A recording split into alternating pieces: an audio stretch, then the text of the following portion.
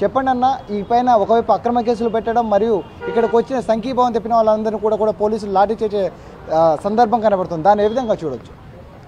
ఇదేంటంటే వి formula race case అనేది ఒక బూటకం అండి, ఒక అబద్ధం కేసు. ఎందుకంటే మొదట్లో ఈ కేసు పెట్టినప్పుడు 600 కోట్ల అవినీతి అన్నారు, ఆ తర్వాత 50 కోట్ల అవినీతి అన్నారు, ఆ తర్వాత 9 కోట్ల అవినీతి అన్నారు. ఒక క్లారిటీ లేదు వాళ్ళకి. ఏంటంటే బట్టగాల్చి మీదేయాలి, జైలు పాలు చేయాలనేటువంటి దురుద్దేశంతో ఇవన్నీ జరుగుతూ ఉన్నాయి. వీటన్నిటి కారణం ఏంటంటే అండి, రెడ్ హ్యాండెడ్గా ఓటుకు నోటు కేసులో పట్టుబడి జైలులోకి వచ్చిన తర్వాత కుట్రపూరితమైనటువంటి రాజకీయాలకు తెరదీసిండు. ఆయన ఏ విధంగా అయితే జైలుకు పోయిండో బీఆర్ఎస్ పార్టీ నాయకులను కూడా ఏదో ఒక నింద వేసి అబాస్పాలు చేసి జైల్లో పెట్టాలన్నటువంటి ఒక దురుద్దేశంతో చేస్తున్నటువంటి కుట్ర. కాకపోతే రేవంత్ రెడ్డికి ఒక విషయం అర్థమైతే లేదు. నాయనా, నువ్వు రెడ్ హ్యాండెడ్గా పట్టుబడి నువ్వు కేసు అయింది, నువ్వు లోపలికి పోయినావు. కానీ బీఆర్ఎస్ పార్టీ నాయకులు చేసిన అవినీతి లేదు, ఏది కూడా లేదు. అందుకే చూడండి, ఫిబ్రవరిలో ఇదే కేసులో ఏసీబీ వాళ్ళు 9 గంటలు విచారించారు.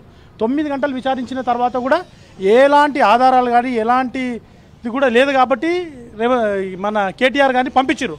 మళ్ళీ మొన్న కాళేశ్వరం ప్రాజెక్టు అని హరీష్ రావు గారిని పిలిచారు ఎంక్వైరీకి, ఆ తర్వాత కేసీఆర్ గారిని పిలిచారు. అక్కడ కూడా ఏం పని కాలే. మళ్ళొకసారి తిరిగి తోడాలని ఏదో ఒక దురాలోచనతో ఈ రకంగా చేస్తాం జరుగుతూ ఉంది. రేవంత్ రెడ్డి గారు ఎన్ని చేసినా కానీ ప్రజలు నమ్మే పరిస్థితి లేదు. వీటన్నిటి కారణం ఏంటంటే 6 గ్యారంటీలు 420 హామీలు, ఆ ఇచ్చిన గ్యారంటీలు అమలు చేసేటువంటి పరిస్థితుల్లో లేరు. ప్రజలు ఈరోజు ఎక్కడ పోయినా కాంగ్రెస్ పార్టీని నిలదీస్తారు, వాళ్ళు జవాబు చెప్పే పరిస్థితులు లేరు. కావున ప్రజల దృష్టి మళ్లించడానికే బీఆర్ఎస్ పార్టీ నాయకుల మీద బట్టగాల్చి ఈ రకంగా తప్పుడు కేసులు పెడతా ఉన్నారు. అంతేగాని ఇంకోటి లేదు. మళ్ళీ ఇంకోటి, రేవంత్ రెడ్డి గారు మొన్న పులిని చూసి నక్కవాతలు పెట్టుకున్నట్టు ఈ ఫార్ములా రేస్ అంటే లండన్, మొరాక్కో, టోక్యో ఇట్లాంటి పెద్ద పెద్ద నగరాలలో జరిగే రేసుని మన హైదరాబాద్కు తీసుకురావడం వల్ల తెలంగాణ, హైదరాబాద్ ఒక ప్రఖ్యాతి విశ్వవ్యాప్తమైంది. అంత పెద్ద కేసు, అంత పెద్ద రేస్ ఇక్కడ జరిగింది. సో ఆయన చేసినట్టు నేను చేస్తా అని అందాల పోటీ ఈడ నిర్వహించిండు. ఏం చేసిండు? మన తెలుగుంటే ఆడపడుచులను తీసుకుపోయి కాలు గడిపించి తెలంగాణ ఇజ్జత్ తీసిండు. సో రేవంత్ రెడ్డి ఏదో చేయాలనుకుంటుండు, ఏమైతే లేదు. ప్రజల్లో విశ్వాసం కోల్పోయిండు. తెలంగాణ వచ్చిన తర్వాత టీఎస్ నుంచి టీజీ మార్చిండు. 5,200 కోట్ల ప్రజాధనాన్ని వృధా చేసిండు. హైడ్రాని తీసుకొచ్చింది కూడా ఎట్లా చేసిరు? శని ఆధ్వారాలు. సహజంగా మనం చూస్తూ ఉంటాం. శని ఆధ్వారాలు ఎవరంటే ఈ ల్యాండ్ గ్రాబర్స్, వీళ్ళు అక్రమ కట్టడాలు చేస్తారు. వీళ్ళు శని ఆధ్వారాల్లో హైడ్రా వచ్చి ఎలాంటి నోటీసు లేకుండా కూల్చడం అని ఇవన్నిటి వల్ల ప్రజల్లో విశ్వాసాన్ని కోల్పోయింది ఈ రేవంత్ రెడ్డి ప్రభుత్వం. దాని నుంచి దృష్టి మళ్లించడానికనే ఈ రకమైనటువంటి తప్పుడు కేసులు, ఈ విచారణలు. రేవంత్ రెడ్డి సర్కార్ అనేది ఖచ్చితంగా కూడా డైవర్షన్ పాలిటిక్స్ చేస్తుంది.